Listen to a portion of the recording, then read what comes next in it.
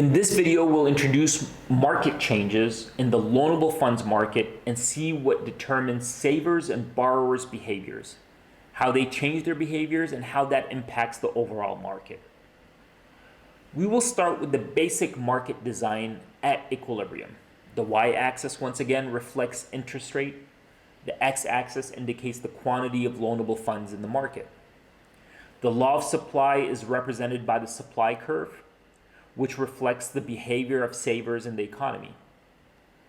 As interest rates increase, savers increase the quantity of funds they make available in the market. On the other side, demanders are borrowers. Their behavior reflects the law of demand. As interest rates increase, they reduce the quantity of loanable funds demanded. The intersection of supply and demand creates the equilibrium in this market.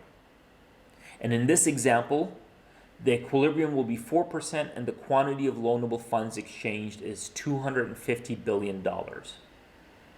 We know that this market will remain unchanged unless outside forces act upon this market and impact it. And we know that in the macroeconomy, these changes are always existing. We will summarize the factors that influence savers and borrowers' behaviors. For savers, the supply side of the market, the factors are summarized in these three broad categories: wealth, time preferences, and consumption smoothing.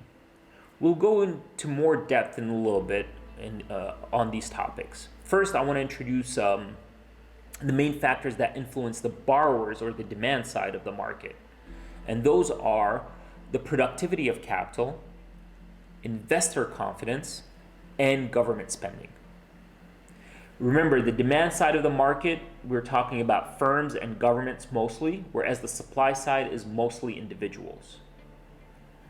Let us start with the savers.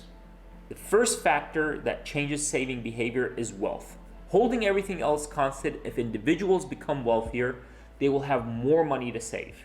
That means their supply of funds will increase. At every interest rate level, they are able to save more. Because there is more money in the market, loans are easy to come by.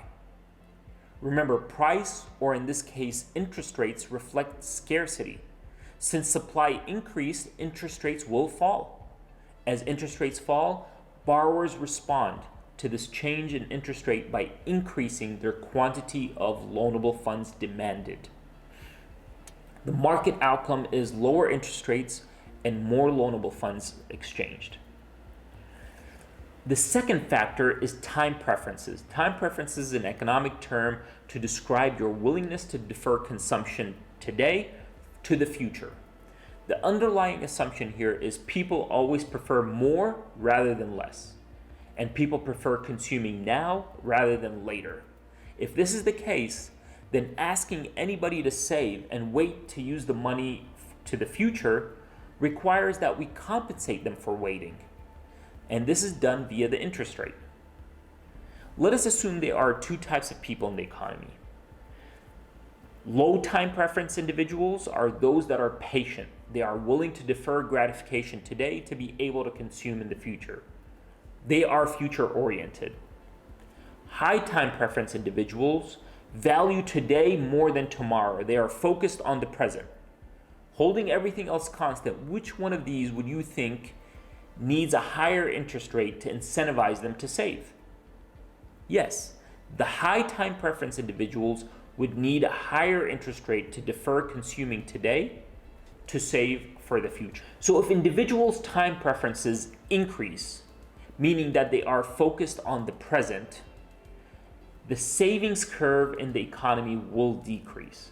As savings decrease, it will lead to an increase in market interest rates, and amount of loanable funds in the market will fall. The next factor we'll talk about is consumption smoothing. This factor assumes that people rather smooth out their consumption over their lifetime, meaning that people don't want swings in their consumption. But what we know is income varies over your lifetime. Therefore, based on what people believe their average lifetime income will be, they will consume at a specific level to reflect that income. In years where their income is lower than their consumption, they will have to borrow. When their income increases above their consumption level, they will save. The average individual's life looks something like this. In the early part of their life, their income is low and increases as they progress towards their prime earning years. After that, their income falls as they begin to age. Individual consumption is less volatile though. It starts off higher than income. These are your borrowing years. As income increases, consumption might increase, but not as much as income. These are the saving years. Then income falls, but consumption doesn't decrease as much. These are years where you tap into any savings left from your prime earning years. If this is the case and the entire population follows something of this sort, then age distribution in the economy can impact overall savings rate. If we have a relatively younger or older population, then savings will be lower. If our population is mostly in prime working age, then we will have a relatively higher savings rate. The supply side of the market reflects savers' behavior. So anything that increases people's willingness to save will shift the curve to the right. Anything that makes people want to save less will cause a shift to the left. Remember that changes of interest rates are movements along the curve. On the demand side, we are describing the behavior of borrowers. So we're interested in what might change the behavior of those wanting loanable funds. First, let's recall that changes in interest rate will cause a shift along the demand curve. In this example, demand is downward sloping. At 5% interest rate, the quantity of demand is $200 billion. As interest rates fall, borrowers will increase the quantity of loans demanded to $250 billion. This next section will explain what would cause demand 1 to shift to demand 2. In other words, what would cause an increase in demand? Or what would cause demand to fall as represented by D3? The factors can be summarized as follows. First is the productivity of capital. Recall that in economics, capital means physical resources that we use to produce products. So if capital becomes more productive, then firms become more profitable. They will increase their demand to expand their production, which requires more loans to finance that expansion. The second factor is investor confidence. Investor confidence is a measure of what firms or decision makers think future profitability might be. This can be based on market factors or it can be based on optimism that is not reflective of market fundamentals. Either way, if investors become more confident, the demand for loanable funds increases.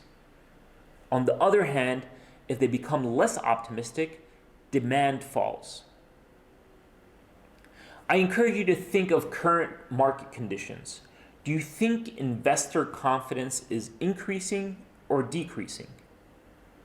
What would that tell you about what to expect will happen to interest rates and the amount of loans in the economy?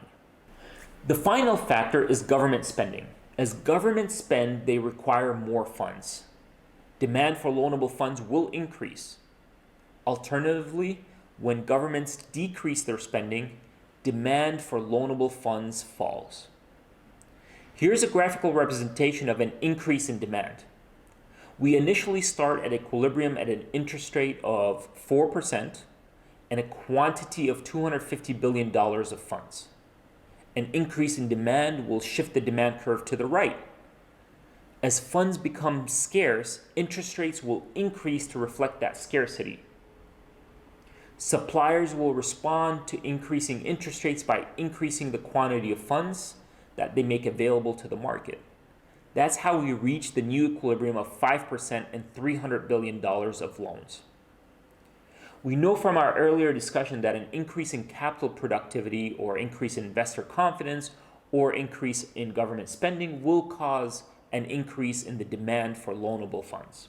A decrease in those same factors will cause the following decrease in demand. The market outcome is lower interest rates, and less loanable funds in the market.